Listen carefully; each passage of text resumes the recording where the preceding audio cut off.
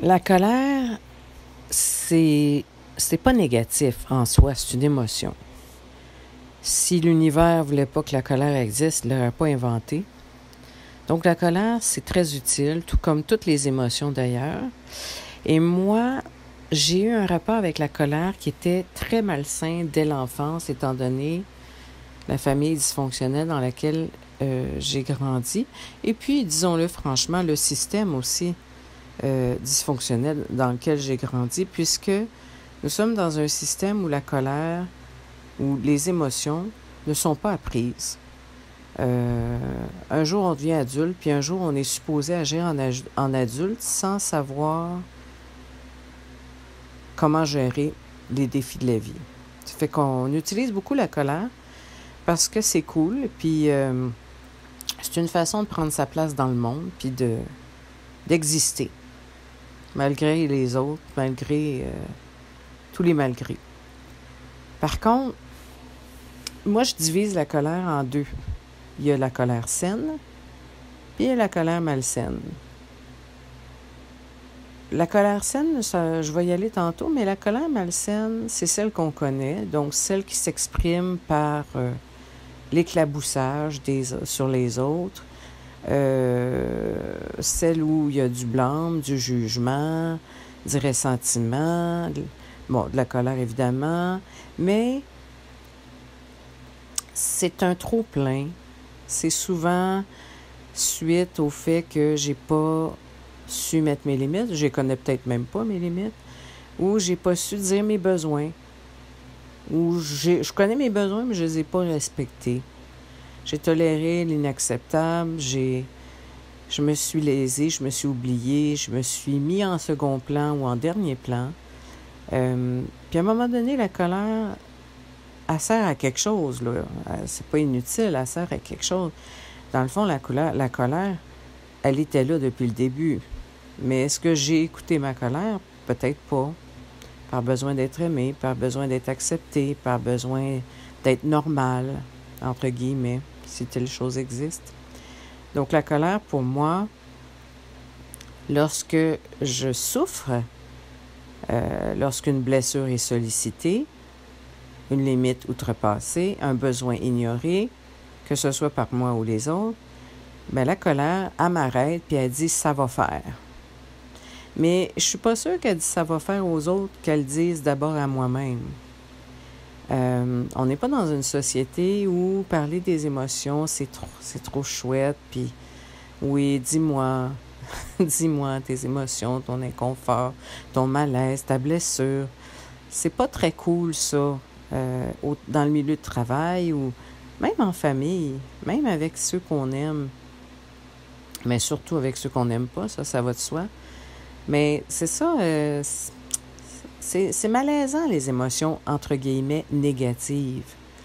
La colère, ça passe mieux parce que c'est comme, ça englobe tout ça. Puis la colère, ça fait peur, ça garde les gens en place, ça élitise les gens, ça rabaisse d'autres gens. On peut se sentir exister à travers la colère. C'est une énergie extraordinairement formidable. Lorsqu'elle est mal catalysée, elle peut détruire. Lorsqu'elle est bien catalysée, elle peut propulser. Donc la colère malsaine, malheureusement, ça blesse parce qu'on est blessé. Malheureusement, ça divise comme on est divisé intérieurement. Puis, il y a des gens, comme moi j'ai été, s'adresser à moi, c'était comme marcher dans un champ de mine antipersonnelle. J'étais comme ça. Parce que j'avais grandi dans un endroit qui était tellement injuste, tellement instable, tellement dysfonctionnel, immature, violent, agressant, torturant, que quand je suis sortie dans le monde des adultes, je pensais que c'était ça la vie. Je pensais que c'était ça le grand monde. Donc, j'ai utilisé à mon tour la colère pour survivre. Ça a fait son temps. Puis la colère, ce qui est dommage, c'est que la première personne qui en souffre, c'est soi-même. Puis si on le sait pas, le corps va bien nous le dire bien assez vite. Fait que ça a fait que j'ai développé une santé très fragile. Peut-être que je l'avais déjà, mais ça s'est définitivement exacerbé au fil des ans, même si j'étais une adulte, même si je travaillais sur moi, même si j'essayais de comprendre mon passé puis de m'en affranchir.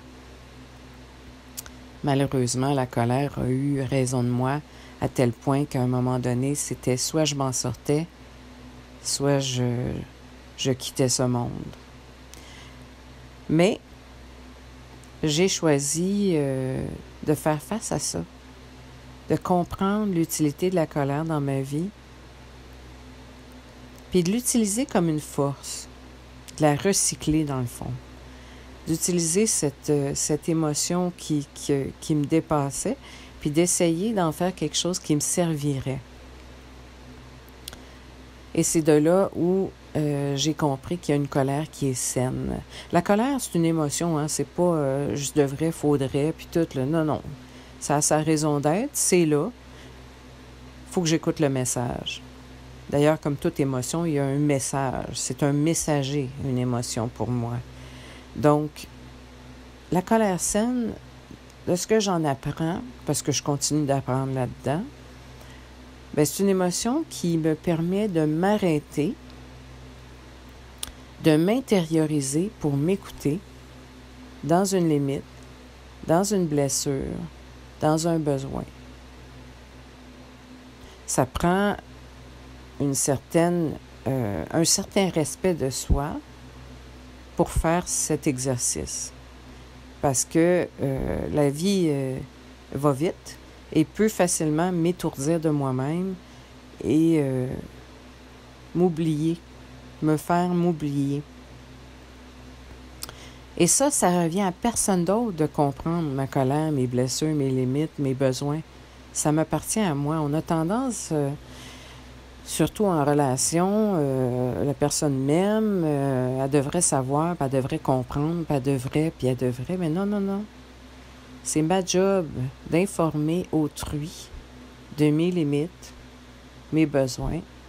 C'est ma job de savoir ma blessure, de la nettoyer, de la penser, puis de la guérir, puis de l'entretenir.